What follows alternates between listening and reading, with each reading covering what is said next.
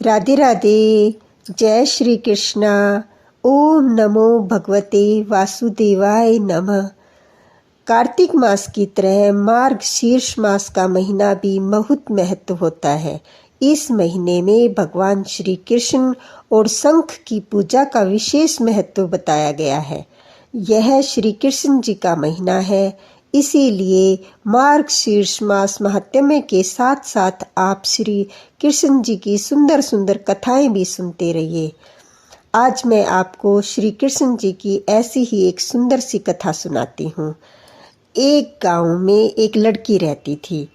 वृंदावन के निकट होने के कारण बहुत से लोग ठाकुर जी के दर्शन को जाते थे।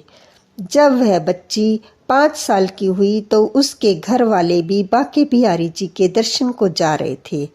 उसका भी बहुत मन था, लेकिन वाहन कम होने के कारण उसके पिताजी उसे अपने साथ ठाकुर जी के दर्शन के लिए लेकर नहीं गए।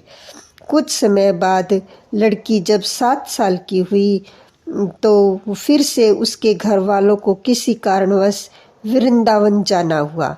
फिर से उस लड़की ने कहा, पिताजी आप मुझे भी साथ लेकर चलो ठाकुर जी के दर्शन के लिए, लेकिन किसी कारणवश वह उनको ले जा न सके। लड़की के मन में ठाकुर जी के प्रति बहुत प्रेम था। वह बस उनका मन में चिंतन करती रहती थी और दुखी भी होती थी। ठाकुर जी के दर्शन ना कर सकने के कारण वो बेचारी बहुत दुखी रहती थी। गांव में सभी सहपाठी प्रभु के दर्शन कर चुके थे।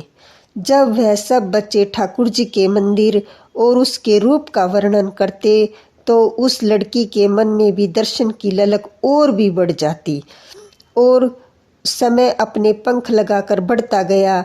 लेकिन शायद उसके भाग्य में ठाकुर जी के दर्शन नहीं लिखे थे।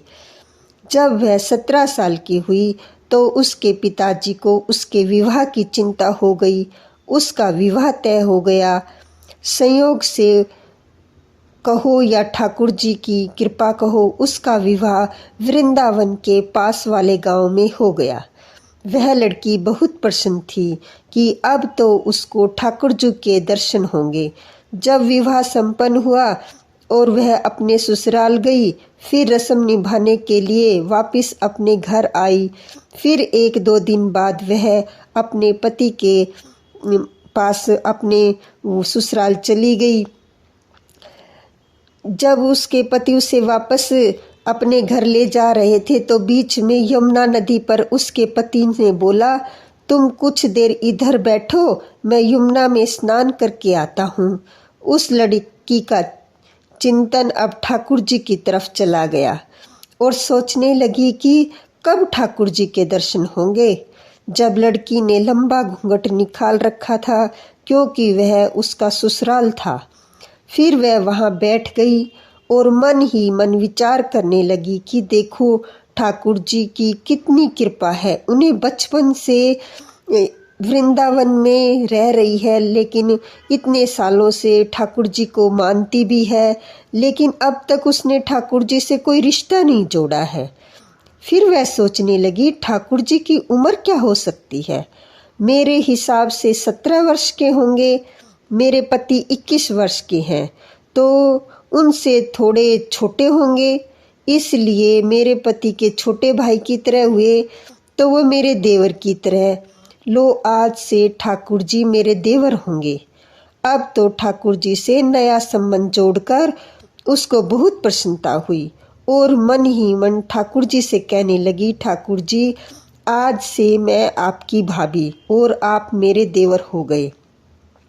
और वह समय कब आएगा जब आप मुझे भाभी भाभी कहकर पुकारोगे। जब वह किशोरी यह बातें सोच ही रही थी, तभी किशोर अवस्था वाला सांवला सा लड़का उधर आ गया और कहने लगा, भाभी भाभी। लड़की अचानक अपने भाव से बाहर आई और सोचने लगी, वृंदावन में तो मैं नई हूँ, यह भाभी भाभी कहकर कौन बुला रहा है। और वह नई थी इसलिए घूंघट उठाकर भी नहीं देखा कि गांव के किसी बड़े बूढ़े ने देख लिया तो बड़ी बदनामी होगी। जब वह बालक बार बार कहता तो उत्तर ही ना देती। तब वह बालक उसके पास आया और कहा, भाभी अपना चेहरा तो दिखाइए। अब वह सोचने लगी, अरे यह बालक तो बहुत जिद कर रहा है। इसलिए उसने कस के अपना घूंघट पकड़ा और बैठ गई, कहीं घूंघट उठाकर ना देख ले। भाभी आपने यह पर्दा क्यों कर रखा है, हम तो आपके देवर हैं। उस लड़की ने उसको एक नज़र देखा, फिर कहा, नहीं हम आपको नहीं जानते, और घूंघट वापस ओढ़ लिया। नहीं नहीं, हम आपको जानते हैं, जिस गांव के हो बस कुछ दूर हमारा घर है। भाभी अपना चेहरा तो दिखाओ। तब लड़की ने कहा कि जब कह दिया ना हम आपको नहीं जानते, तो फिर क्यों जिद कर रहे हो? इनको पता चल गया तो बहुत मार पड़ेगी। भाभी आप तो नाराज हो रही हो। देखो हम आपके इतने प्यारे देवर हैं, आपसे मिलने के लिए इतनी दूर तक आए, आप हो कि बात ही नहीं कर रही हो। क्यों आप हमसे मिलना नहीं चाहती थी? और इतना कहते ही उस लड़के ने घूंघट खींच लिया और चेहरा दिखा और भाग गया। थोड़ी देर में उसका पति भी आ गया। उसने अपने पति को सब बात कही। पति बोला, चिंता मत करो, वृंदावन बहुत बड़ा थोड़ी है, किसी भी गली में वह लड़का मिल जाएगा तो उसकी हड्डी पसली एक कर दूंगा, फिर ऐसा नहीं हो कर सकेगा। तुम्हें जब भी जहाँ भी दिखे मुझे जरूर बताना। फिर दोनों चले गए। कुछ दिन बाद उसकी सासू माँ अपने बेटे से कहा, बेटा देख तेरा विवाह हो गया है, बहू मायके से आ गई है, पर तुम दोनों अभी तक बांके बिहारी जी के दर्शन के लिए नहीं गए। कल तुम जाकर बहू को ठाकुर जी के दर्शन करा लाना। अगले दिन दोनों पति पत्नी ठाकुर जी के दर्शन के लिए मंदिर गए। मंदिर में बहुत भीड़ थी। यह देख उसका पति कहने लगा, देखो तुम स्त्रियों के साथ आगे जाकर दर्शन करो, मैं आता हूँ। वो आगे तो चली गई पर घूंघट नहीं उठाई। उसको डर लगा कि कोई बड़ा बूढ़ा देखेगा तो क्या कहेगा कि नई बहू घूंघट के बिना ही घूम रही है। बहुत देर हो गई, तब पीछे से पति ने आकर कहा, अरे बावली, ठाकुर जी सामने है, घूंघट काहे को मतलब आंखें खोल कर घूंघट उठा कर देखो, प्रभु जी के दर्शन कैसे करोगी? नहीं तो घूंघट उठाओ। उसने अपना घूंघट उठाया तो बांके बिहारी जी की ओर देखा तो बांके बिहारी जी की जगह वही बालक मुस्कुराता हुआ दिखा। तो वह चिल्लाने लगी, सुनिए ओ जी, जल्दी आओ जल्दी आओ। पति जल्दी से भागा भागा आया और बोला, क्या हुआ? लड़की बोली, उस दिन जो मुझे भाभी भाभी कहकर भाग रहा था वह लड़का मिल गया। पति ने कहा, कहाँ है? अभी उसे देखता हूँ, बता तो जरा। उसने ठाकुर जी की ओर इशारा करके कहा, यह रहा, आपके सामने ही तो है। उसके पति ने जब देखा तो अवाक रह गया कि वह मंदिर में ही अपने पति के चरणों में पत्नी के चरणों में गिर पड़ा और बोला, तुम बहुत ही धन्य हो। वास्तव में मैं तुम्हारे हृदय में सच्चे भाव ठाकुर जी के प्रति हैं। हम इतने वर्षों से वृंदावन में हैं पर आज तक हमें उनके दर्शन नहीं हुए, और तेरा भाव इतना उच्च है कि ठाकुर जी ने तुझे दर्शन दे दिए। ठाकुर जी से सच्चे प्रेम से जो कोई भी ठाकुर जी को देखते हैं, उनसे मिलने की इच्छा रखते हैं, भगवान उसे जरूर मिलते हैं। ठाकुर जी ने उस लड़की के देवर के रिश्ते को निभाया। जय श्री राधे राधे, जय श्री कृष्णा। आइए अब सुनते हैं शिव जी और कान्हा जी की कथा। जब महादेव शिव शंभु को पता चला कि भगवान श्री विष्णु ने श्री कृष्ण के रूप में पृथ्वीलोक में अवतार ले लिया है, तो उनके मन में उनसे मिलने की इच्छा जागृत हुई। कान्हा के बाल रूप का दर्शन करने के लिए भगवान शिव बेचैन हो उठे और उन्होंने एक योगी का भेष बनाया और गोकुल में पहुंच गए। वहाँ जाकर नंद भवन के आगे इस तरह आवाज़ें लगाने लगे कि एक योगी आया रे तेरे द्वारे, दिखा दे मुखलाला का, ओ मैया दिखा दे मुखलाला का, तेरे पालने में पालनहार दिखा दे, तेरे पालने में पालनहार दिखा दे मुखलाला का, ओ मैया दिखा दे मुखलाला का। एक आया है योगी तेरे द्वारे, ऐसे वो माता यशोदा को आवाज़ें लगा रहे थे। लेकिन माता यशोदा तो उस समय श्याम सुंदर को नहलाकर उनका श्रृंगार करने में व्यस्त थी। वो बाहर खड़े योगी की आवाज़ उन्हें सुनाई नहीं दी। योगी भेषधारी शिव भोले ने फिर से आवाज़ लगाई, लेकिन अंदर से कोई आवाज़ नहीं आई।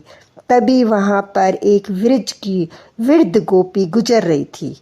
उस गोपी ने योगी जी को देखा और उसके पास आई और कहने लगी, बाबा आप किसे बुला रहे हो?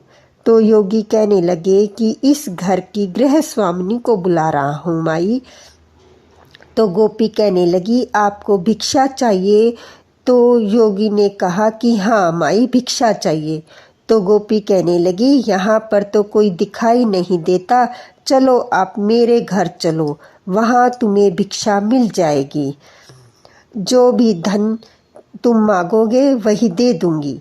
योगी कहने लगा, नहीं माई, मेरा एक नियम है, मैं हर दिन एक ही द्वार पर जाकर अलख जगाता हूँ। अगर उस द्वार पर कुछ मिल जाता है तो ठीक है, अन्यथा मैं उस दिन और किसी द्वार पर नहीं जाता। तो बाबा की बात सुनकर गोपी कहने लगी कि हे भगवान, यह योगी बाबा तो आज भूखे ही रह जाएंगे, यह तो अच्छी बात नहीं होगी। तो योगी कहने लगा, हाँ माई, आज मुझे भूखा ही रहना पड़ेगा, जैसा प्रभु की इच्छा वैसा ही होगा। तो गोपी बोली, नहीं नहीं बाबा, हमारे गांव से आज तक कोई भी साधु भूखा नहीं गया है, यह तो सारे गोकुल के लिए लज्जा की बात बन जाएगी।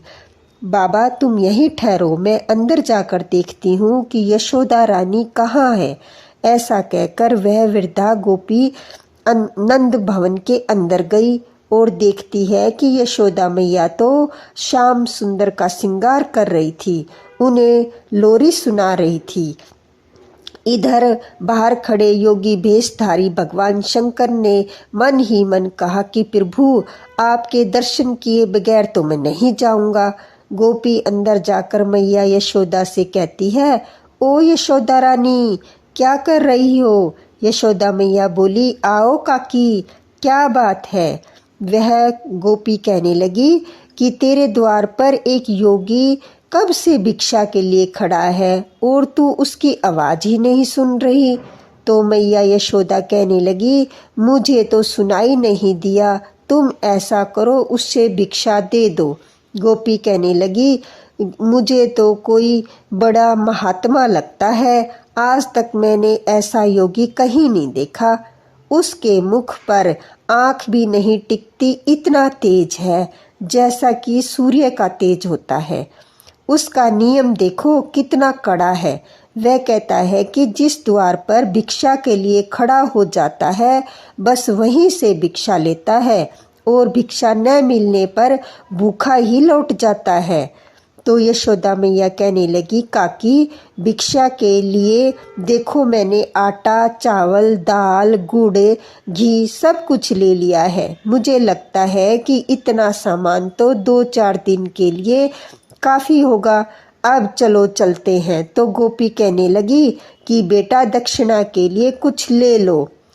तो वे बड़े दिव्य मूर्ति हैं, उन्हें प्रसन्न करो तो आशीर्वाद पाओगी। तो यशोदा मैया कहने लगी, काकी अभी लेकर आती हूँ, मैं तो भूल ही गई थी। यशोदा मैया जाकर संदूक से धन और एक मोती की माला निकालते हुए कहती हैं कि काकी आप कहते हैं कि बड़ी ही दिव्य आत्मा आई है, तो यह लो बहुमूल्य मोतियों की माला, यही दे देती हूँ। इधर बाहर खड़े सुशंभु मन ही मन श्याम सुंदर से इस तरह बातें कर रहे थे कि प्रभु दर्शन में इतना संकोच क्यों है। तो श्याम सुंदर ने उनके अंतर्मन में कहा कि धन्य भाग है जो आप स्वयं अपने सेवक के घर पधारे हैं। सेवक का प्रणाम स्वीकार कीजिए। इस तरह अंदर और बाहर दोनों के अंतर्मन में बातें चल रही थी। शिव जी कह रहे थे कि कौन सेवक कौन प्रभु, इसके निर्णय का यह समय नहीं है। आप तो हमें अपना परम भक्त जानकर बाल रूप के दर्शन करा दीजिए। तो श्याम सुंदर कहने लगे कि बाल रूप तो इस समय मैया यशोदा के पास गिरवी पड़ा है, उन्हीं से मांगना पड़ेगा। मेरी मैया तुम्हारे पास ही आ रही है। मैया यशोदा श्याम सुंदर को पालने में सुलाकर दक्षिणा की थाल लेकर उस वृद्धा गोपी के साथ नंद भवन के बाहर आती है, जहाँ योगी शिव शंभु प्रतीक्षा कर रहे थे। मैया यशोदा योगी रूपी शिव शंभु को प्रणाम करते हुए कहती है कि महाराज, विलंब के लिए क्षमा करना। मैंने अपने लल्ला को स्नान कराया था, उसका श्रृंगार कर रही थी। तो शिव शंभु कहते हैं कि मैया तुम धन्य हो, जिसको ऐसे दिव्य बालक की सेवा का सौभाग्य प्राप्त हुआ है।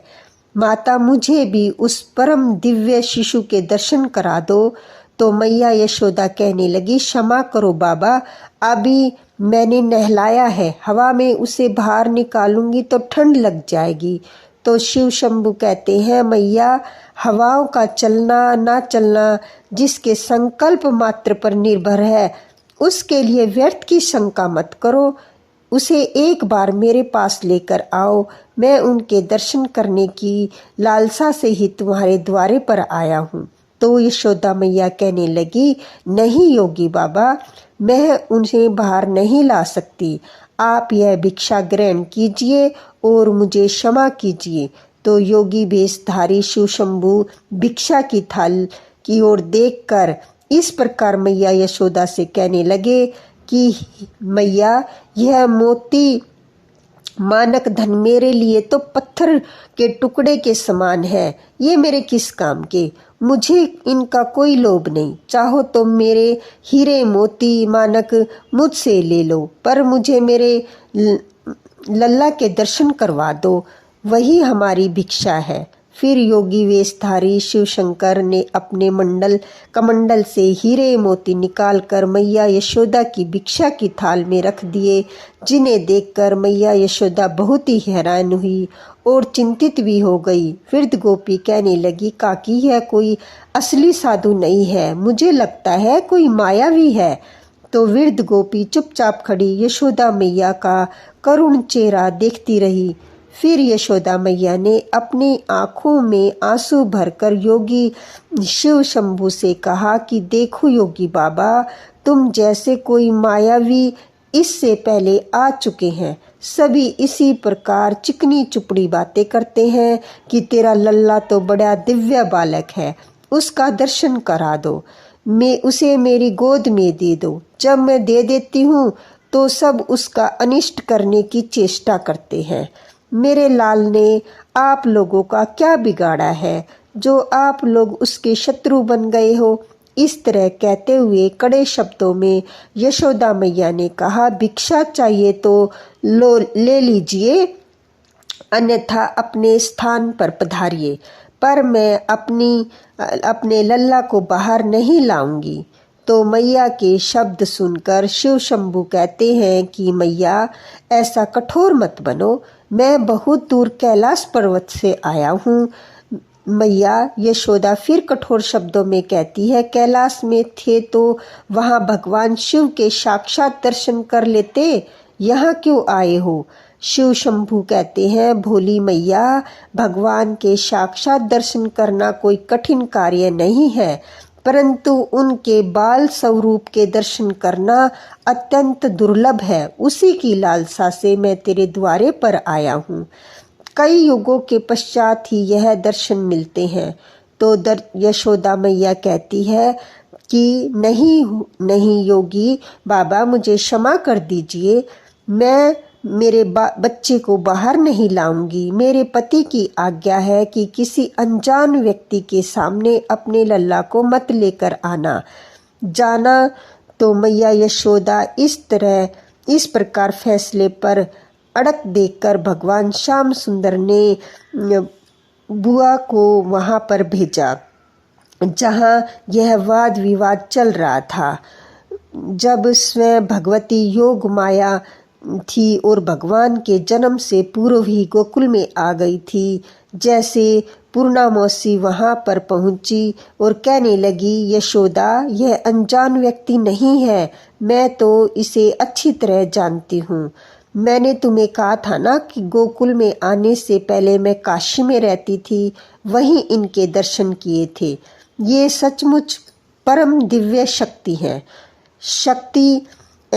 ऐसा कहते हुए पूर्णमामोसी आंखों में आंसुओं की धार लिए भगवान शिव के चरणों में अपना शीश रखकर उन्हें प्रणाम करती है और उठकर मैया यशोदा से कहती है, यशोदा, इन्हें लल्ला के दर्शन करा दे। यशोदा रानी, इन्हें लल्ला के दर्शन करा दे, इनका आशीर्वाद पाकर तेरा लल्ला भी बड़ा प्रसन्न हो जाएगा। तो यशोदा मैया हैरान होकर पूर्णामौसी बुआ से कहती है कि क्या तुम सच कह रही हो? तुम सच में इन्हें जानती हो? वो कहने लगी, हाँ री यशोदा, मैं सच में इन्हें जानती हूँ। यह तो तेरा सौभाग्य है कि जो तेरे द्वारे लल्ला का प्रेम इन्हें यहाँ तक ले आया।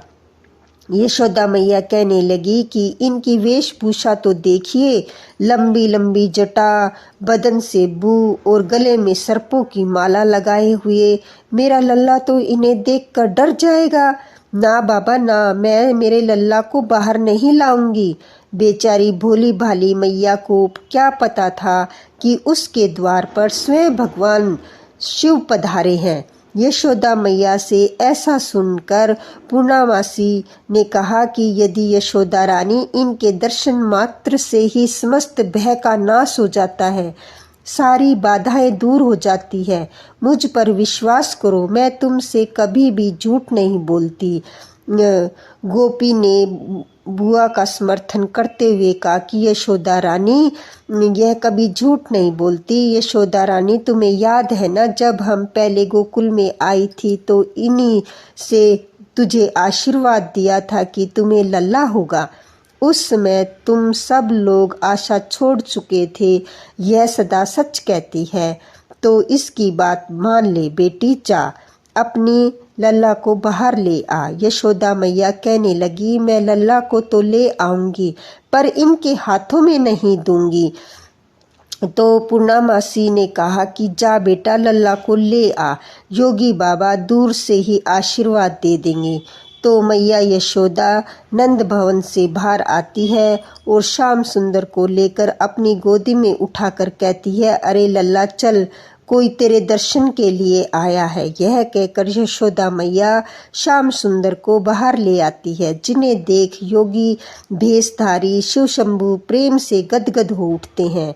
श्याम सुंदर के बाल स्वरूप को टकटकी लगाए निहारते रहते हैं, जैसे पूर्णिमा की रात को चकोर चांद को टकटकी लगाए निहारता है। तो यशोदा मैया कहती है, लो योगी बाबा, लल्ला को देख लो और आशीर्वाद दे दो। भगवान शिव शंभु अपने प्रिय श्याम सुंदर के इस बाल स्वरूप को देखकर उन्हें नमस्कार करते हैं और श्याम सुंदर भी चेहरे पर मधुर मुस्कान लाकर उन्हें देखते रहते हैं। फिर शिव शंभु मैया यशोदा से कहते हैं, मैया आज्ञा हो तो इनके चरणों में अपना मस्तक रख लूं। तो यशोदा मैया कहती है कि नहीं, मेरे लल्ला को छूने नहीं दूंगी। तो पूर्णमासी कहती है, शिव शंभु से कहती है कि पहले अपने चरण रस तो दीजिए। ऐसा कहकर शिव शंभु के चरणों की रज लेकर श्याम सुंदर के ललाट पर लगा देती है। शिव शंभु के चरण रज श्याम सुंदर के ललाट पर पड़ते हैं। श्याम सुंदर मन ही मन शिव शंभु से कहते हैं कि धन्यवाद प्रभु, बहुत बहुत धन्यवाद। अंतर्यामी भगवान शिव श्याम सुंदर के मन की बात सुनकर कहते हैं कि प्रभु, ये कहाँ क्या न्याय है। हम कितनी दूर से आकर भी आपके बाल रूप का आलिंगन भी नहीं कर सके। जिनके श्री चरणों से निकली पवित्र गंगा को हम अपने शीश में धारण करते हैं, उन्हें श्री चरणों को एक बार छू तो लेने दीजिए। प्रभु और फिर भगवान शिव शंभु अपने ही शरीर के एक अदृश्य प्रतिबिंब से सुंदर के चरणों का स्पर्श करते हैं और उनकी स्तुति पुरुष सूक्त से करते हैं, जो भगवान श्री श्याम सुंदर को बहुत ही प्रिय है। उसके बाद योगी भेषधारी शिव शंभु यशोदा माता से झूम झूम के नाच नाच के कहते हैं कि युग युग जिए तेरा लाल, ओ मैया युग युग जिए तेरा लाल। मेरे नैन भर आए निहाल, निरख मुख लाल का प्यासी अखियाँ हुई रे निहाल। निरख मुख लाल का देख प्यासी अखियाँ हुई निहाल। यह सुनकर यशोदा मैया खुश हो जाती है और कहती है कि योगी बाबा अपनी भिक्षा तो लेते जाइए। तो महादेव शिव शंभु ने झूमते गाते हुए कहा, रख ले हीरे मोती तेरे यह पत्थर किस काम के, मेरे योगी हो गया माला माल।